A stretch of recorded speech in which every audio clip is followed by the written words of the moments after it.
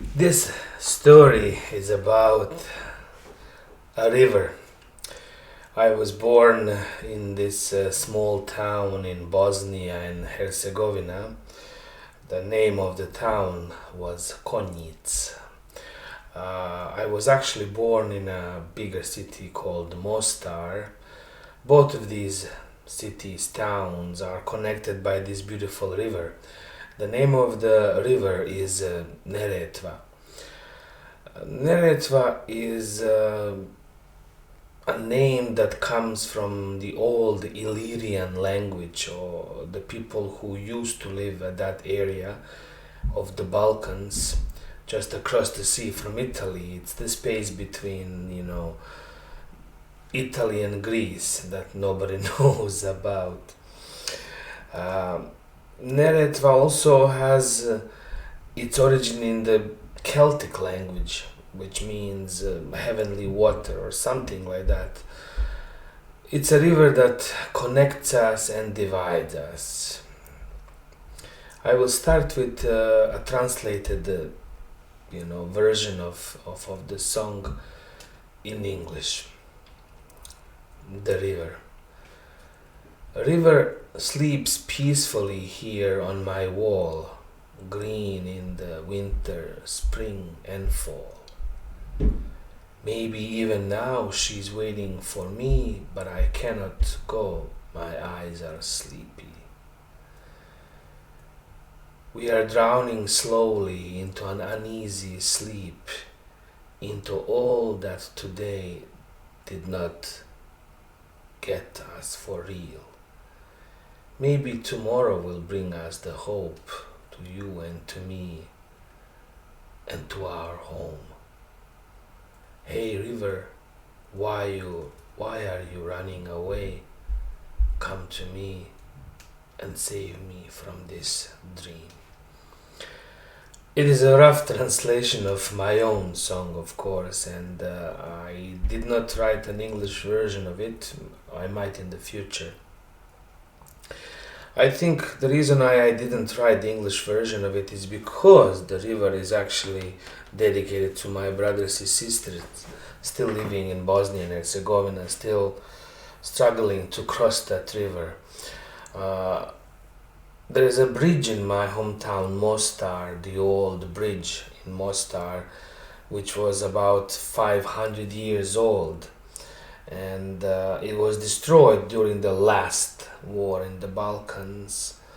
And it's the bridge that connects two sides of the river. On one side of the river we have predominantly Roman Catholic population, on the other side of the river predominantly Bosniaks or Bosnian Muslims.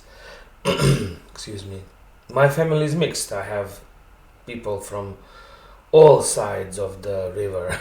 There's more than two sides of the river, because as the river crosses through the country, it connects the Orthodox Christians, the Roman Catholics, the Bosniaks or Bosnian Muslims, the Romani or Gypsies, the Jews, and everyone else who happens to be living by that beautiful river. Funny, when I googled information about the river Neretva, it said that Neretva is a Croatian river. Unfortunately or fortunately, river Neretva runs through Bosnia and Herzegovina for about 250 kilometers, and finally at the end for about 20 kilometers through Croatia. But somehow Google labels it a Croatian river. How can a river belong to, a nation? It's very difficult for me to understand that concept. We are all made of water. Our bodies are 70% of water or something like that. And the water evaporates, goes back into the air and comes down in the form of rain and snow. It belongs to all of it, to us. All of it belongs to us and we belong to it. Which is why I always say I come from the Balkans, which is the region, rather than Bosnia and Herzegovina, which is a country. And it has its own borders. It is a silly concept. I don't believe in borders. I don't believe in divisions between people. Of course, we are different, but our differences are not geographical. I mean, yes, they are. Of course, they are geographical, but I don't recognize the borders as such. Excuse me again. Uh, the song River was written because of a calendar that I had on my wall, and it was there for years. Uh, After one trip to Bosnia and Herzegovina, I returned back home to Newfoundland, Canada, with this calendar, and it had this beautiful picture of the river Neretva. And it was there all the time. The river was always green, it was always spring in that picture, and nothing ever changed. And it started from there. Uh, I kind of ask of river to come take me away or bring me back home in this river, in this song, I'm sorry. Going to that old proverb, if Muhammad, if the mountain won't go to Muhammad, Muhammad will go to the mountain. And I kind of change it. If Muhammad won't go to the mountain will go to Muhammad. And the same goes for the river. If a boy cannot go to the river will come to him. And if we wait long enough, these things do happen. Through natural disasters, for example, we are reunited again with our own rivers, our own seas and oceans and mountains. It's interesting, our lives are too short to observe the movement of mountains. But our DNA is older or as old as these mountains and the rivers that surround us. Again, it goes back to that whole feeling of one love and one unity of all of us. Another reason why I wrote the song River is, excuse me, again, is a story that has been haunting me for these past 40 years of my life. And it's a song that is connected to the river Neretva more so than anything else. I mean, I kind of grew up in two places in my hometown. One was my home with my mother and father and my sister, and the other one was my home with my grandmother or maternal mother. I did not get along really well with my own mom growing up. Excuse me. Once I reached puberty, I guess, or teenage years, we just started clashing, and I guess it has to do a lot with our own unresolved traumas, her own unresolved traumas. Nevertheless, I felt much safer, much more connected to my grandmother than I did to my mom.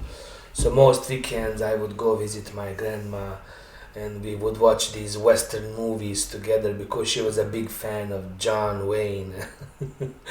And at night she would ask me, can you go to the store, get us some cigarettes, a bottle of beer and a bottle of Coca-Cola, which was unheard of at that time for me because my parents wouldn't allow me to drink soda.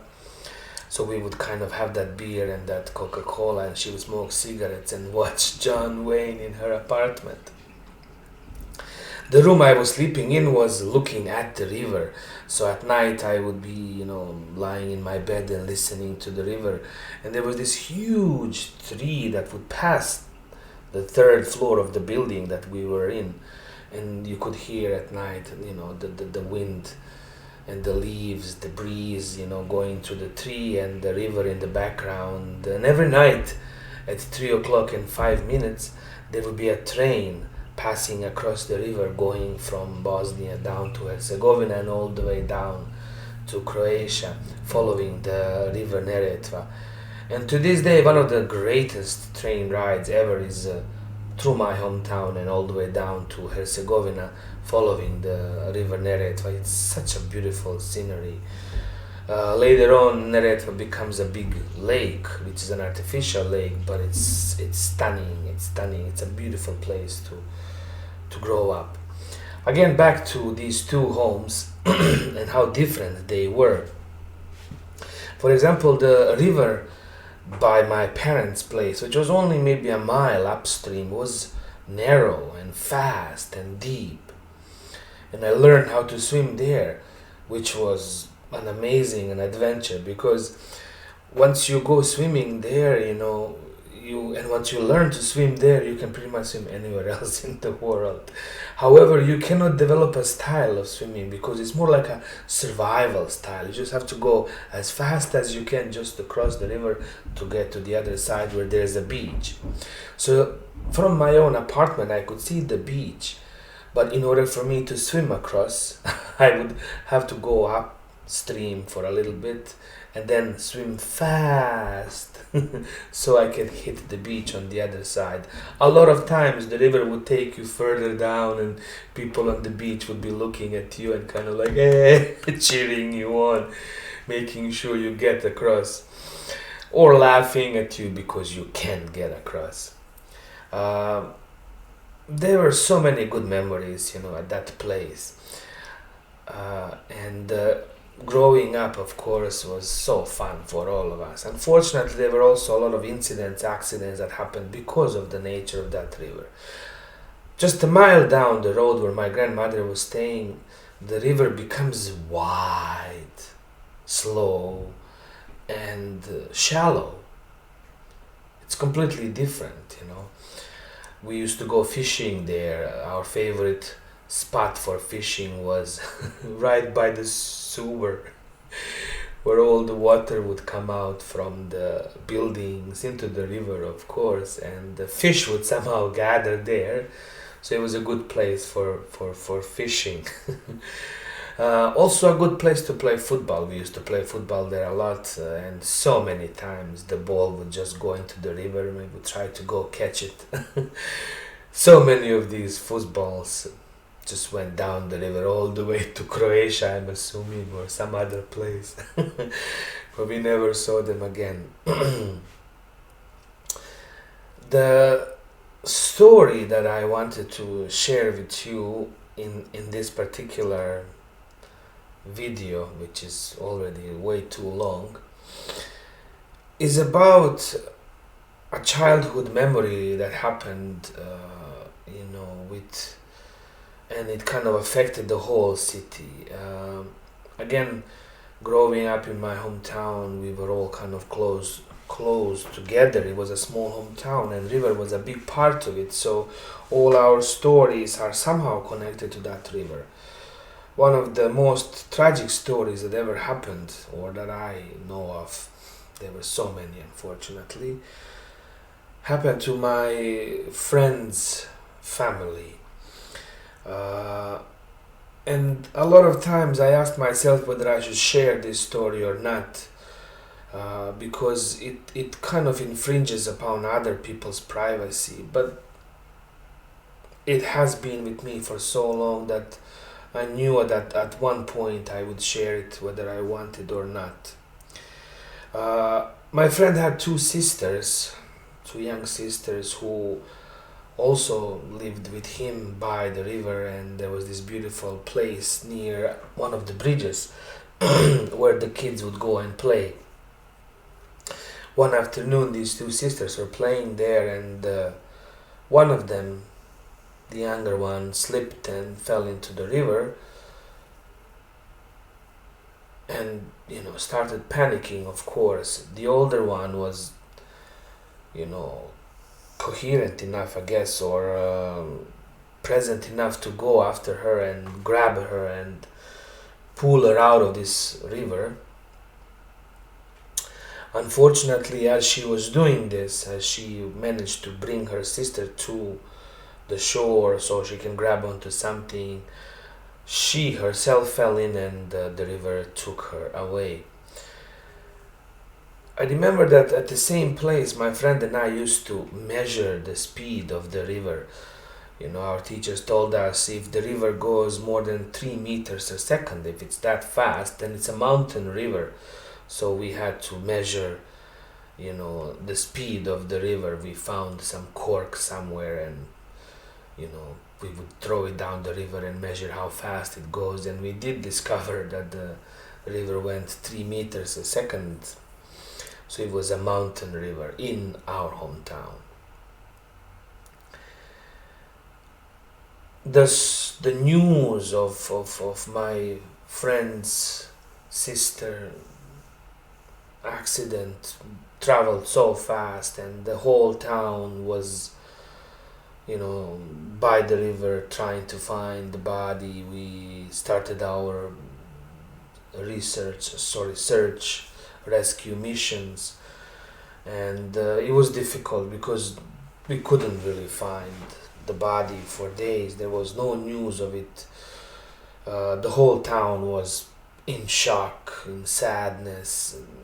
It was a very difficult time for everyone, seriously, because every year the river would take somebody's life, but this year or that year was in such a tragic way, and it was such a beautiful human story that ended up so tragically,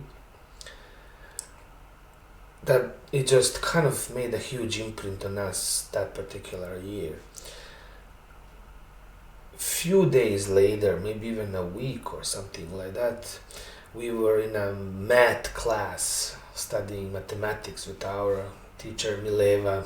I remember really well. It was a difficult time for all of us. I mean, nobody likes math. Really, especially in middle school, high school, or whatever. There was a knock at the door, and we were all just horsing around. The teacher was trying to calm us down and have us pay attention to the class, but good luck. One of the students opened the door, and there was police at the door, and we were like, "Whoa, what happened now?" And the police asked for my friend. He stepped out, and none of us really at that moment thought about the sisters or the river or anything like that. We were just kind of wondering, why did the police come after him? What did he do? What did we do?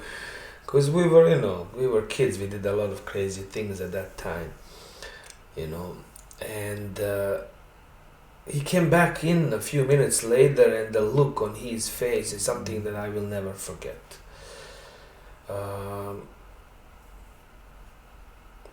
He told us they found my sister, and he's going away to home, to, I don't know, I guess, to be with his family. One of the lines in the song is that we are drowning slowly into an uneasy sleep, is exactly how we all felt, most of those days, that every night before bed we would just not be able to fall asleep. It would be like we were drowning constantly in that sleep. That day, or at that moment, we all kind of just woke up, and it was like the reality kicked back in. This really happened, and this is it. They have the body.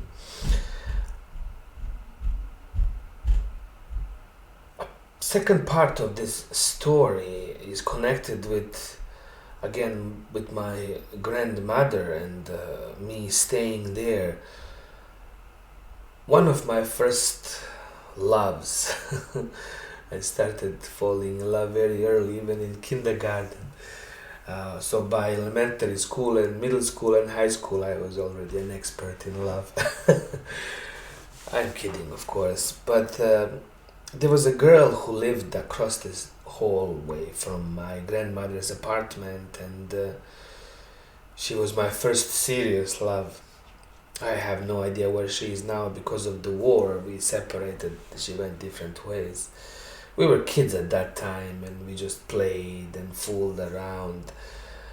Her parents were probably the coolest people I know. Her old man was a local mail carrier, and he had this small motorcycle that he would drive through town, deliver mail. And all of us kids wanted to be mail carriers after we finished school because of that motorcycle. We wanted to have that motorcycle and go around and deliver mail to people. The greatest part of his experience was every first in the month, every first and the second in the month, he would go visit retired citizens and bring their pension to them. So he would deliver checks, money, to the people or their retirement. And the tradition was that each time he would deliver that money, somebody would give him a glass of brandy or a cookie or something like that. He liked, drinking. So after, delivering 20 or 30 retirements, that day he would be wasted. And, this is like 40 years ago. We were not really aware of the dangers of drinking and driving or riding. Laws were not as tough as, and awareness was not as tough as it is now. So he would be riding his motorcycle through town, wasted, completely wasted with his bag, and we were all like, man, that's rock and roll. I really want to do that when I grow up.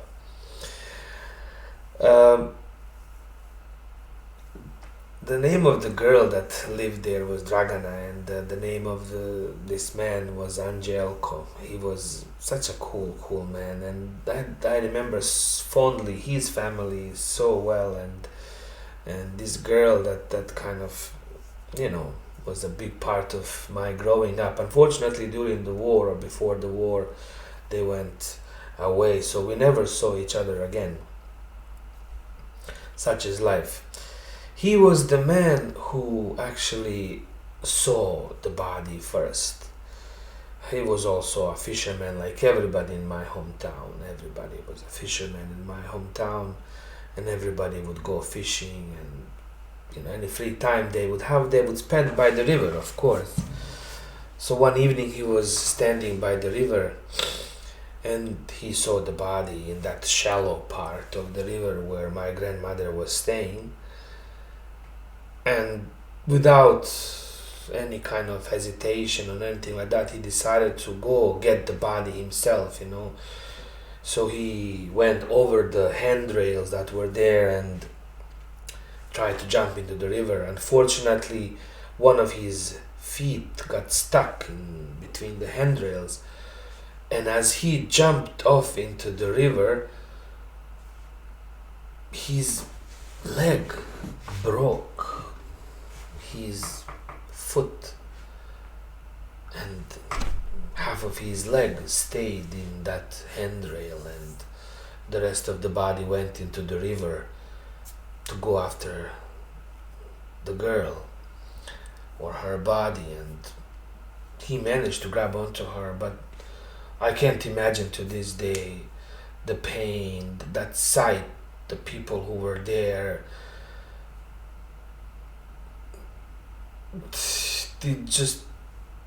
Some things are just kind of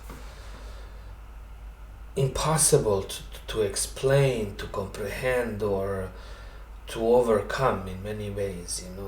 People who were there that day, will never ever forget that particular day. He got help he needed. His leg was fixed up, put back together. Later on we joked about it. My friend's sister was laid to rest. My friend Fuad and myself got a duty to carry this big wreath, I guess, of flowers at the beginning of funeral procession. So a few days later, during the funeral, we were the first one carrying these flowers in front of this massive funeral procession of pretty much everyone in town joining to pay respect to this brave little girl that saved her sister.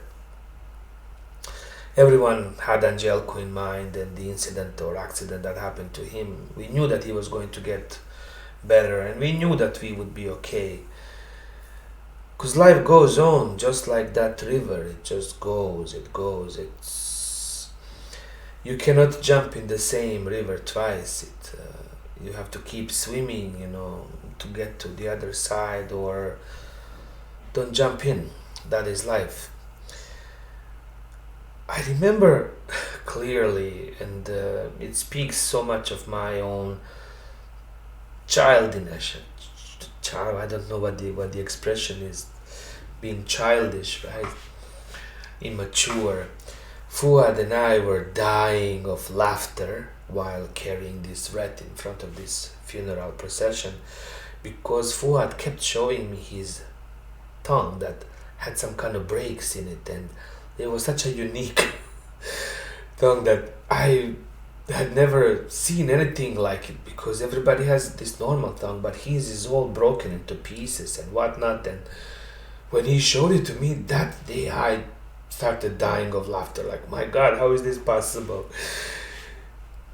So, as we were walking to town with people laughing, I apologize, people crying behind us, including my friend and his family, my own family, Fuad and I were leading this funeral procession, dying of laughter. We had tears in our eyes. The whole tragic comedy of the situation, of people looking at us and just like telling us, boys, what are you doing? I mean, stop laughing. What is wrong with you? Are you insane? Or are you just young and naive and foolish?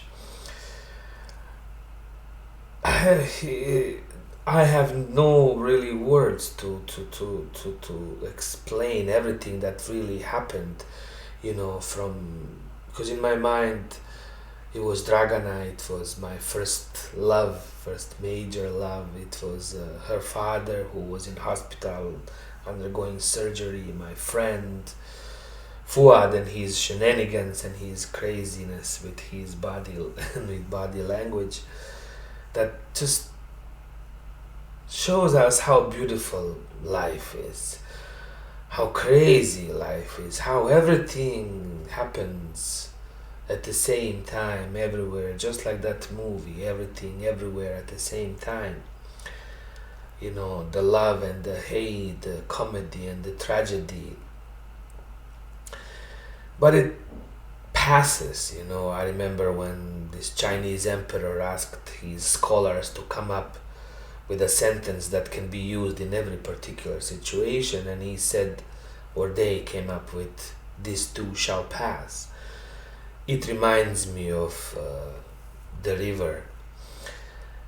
It passes, everything flows, the sadness, the happiness, it comes and it goes, yet it's always there. If you capture that moment, just like that river on the wall that I had in my apartment for years, it was always green, it was always spring. Yet I know that that river is always different, that always brings different experiences to us, and that is life. You can go swim up the river, down the river, across the river. Proof is in the pudding. As long as you are there, you are enjoying it. Once you're gone, you become the river itself. There is no end, just like there is no beginning, not that we know of. Lots of different musings about this very short song called The River. I hope you get a chance to actually hear the song and see what it is like, and I hope that in the future we do the song with the band, with my kids or some other people who would like to collaborate with me on it. I think it's a great song. It speaks about a lot of different things, and I wanted to share all this with you. If you have been here with me for these 30 minutes, I love you all. I hope you enjoyed the story of the river. Enjoy yourselves. Cheers. Love you. Bye.